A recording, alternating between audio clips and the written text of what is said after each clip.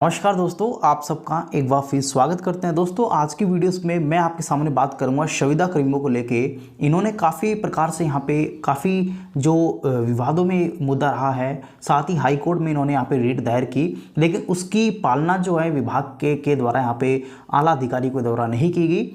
कुछ कारणों से यहाँ पे जो नोटिस है वो हाई कोर्ट ने इनके हाथ में थमाया है। तो चलिए शुरू करते हैं आज की चर्चा को आगे बढ़ाते हुए। काफ़ी लंबे समय से जो कार्यरत संविदा कर्मियों को नियमित करने को लेके ये जो आज का वीडियोज़ है वो आपको सामने मैं प्रस्तुत कर रहा हूँ।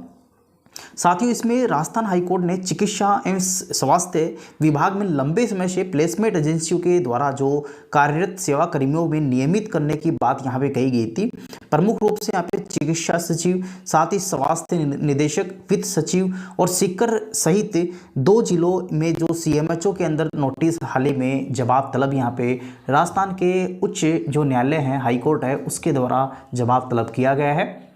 यहाँ पे प्लेसमेंट एजेंसी के माध्यम से ये जो कैंडिडेट्स हैं वो लगाए गए थे, जो कि एज ए संविदा यहाँ पे थे, और इनके नियमितीकरण के ऑर्डर यहाँ पे राज्य सरकार के द्वारा घोषणा के तहत किए गए थे। लेकिन अभी तक इनमें विभाग के अंदर किसी प्रकार की क्रियान्वयन, किसी प्रकार की आगे की प्रक्रिया नहीं देखी गई। तो उसी को देखते हुए यहाँ पे इन अभ्यर्थियों ने यहाँ पे राजस्थान हाईकोर्ट का सहारा लिया और उसके ऑर्डर के अधीन यहाँ पे डिपार्टमेंट्स को यहाँ पे जवाब तलब राजस्थान हाईकोर्ट के द्वारा किया गया।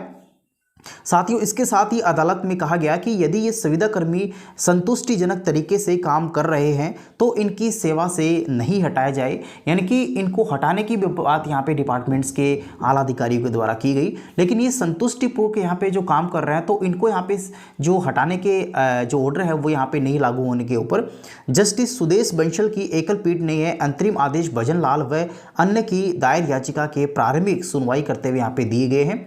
साथ ही यहाँ पे याचिका में जो अधिवक्ता है राम प्रसाद सैनी काफ़ी चर्चित हैं। अदालत को बताया कि याचिकाकर्ता लंबे समय से सीकर और झुंझुनू के सरकारी अस्पतालों, साथ ही वहाँ के स्वास्थ्य केंद्रों में प्लेसमेंट एजेंसी के आधार पर जो सुविधा के ऊपर लगे हुए थे।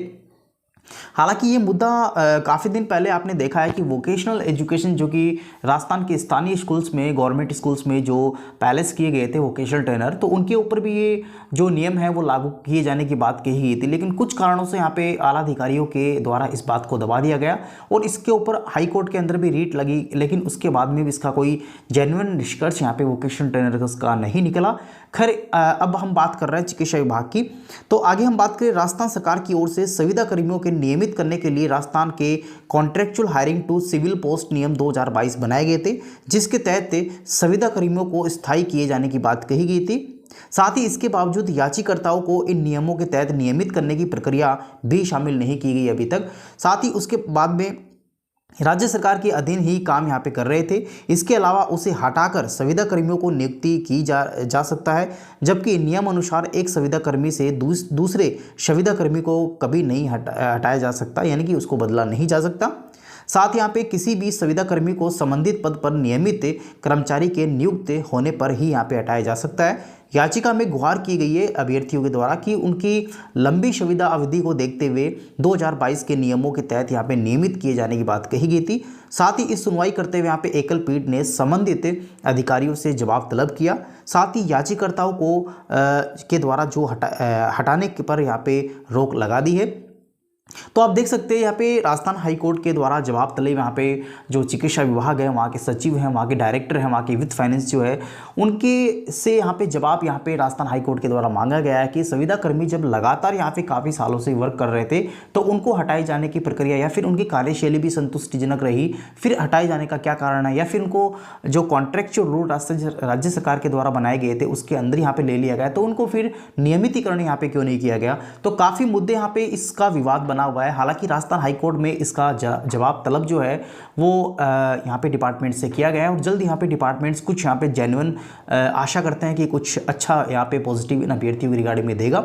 तो दोस्तों, ये हमारे पास में आज का वीडियोस था, जो कि मैंने एक रेफरेंस बनाते हुए कॉन्ट्रेक्चुअल हायरिंग टू रूल्स 2022 को बनाते हुए यहाँ पे ये वीडियोस यहाँ पे शूट किया और आशा करता हूँ आपको ये वीडियो काफ़ी अच्छा लगा हुआ। अभी हालांकि फाइनली ये तय नहीं हुआ है कि कौन से डिपार्टमेंट्स यहाँ पे राजस्थान जो हायरिंग कॉन्ट्रैक्ट जो रूल्स है वो इसमें शामिल किए गए हैं। हालांकि काफ़ी बार यहाँ पे वोकेशनल शिक्षा का भी इसमें नाम सुनने को आता है नीचे अधिकारी के द्वारा, लेकिन मुझे नहीं लगता कि वोकेशनल एजुकेशंस को इसमें नहीं शामिल किया जाएगा। हालांकि इस पर शामिल किए जाने की पूरी संभावना है। इसी प्रकार से काफ़ी डिपार्टमेंट्स हैं जिनके यहाँ पे डिपार्टमेंट्स में ऑफिशियली ऑर्डर तहत निकाल के उनको जो उनकी जो क्वालिफिकेशन है, उनकी योग्यता है, उनके अनुभव जो है वो जांचे गए थे।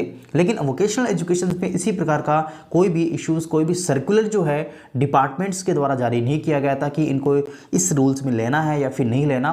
खैर ये तो आगे जैसी सरकार बनेगी उसके बाद ही इस प्रक्रिया का हमें जो है वो स्पष्ट हो पाएगा।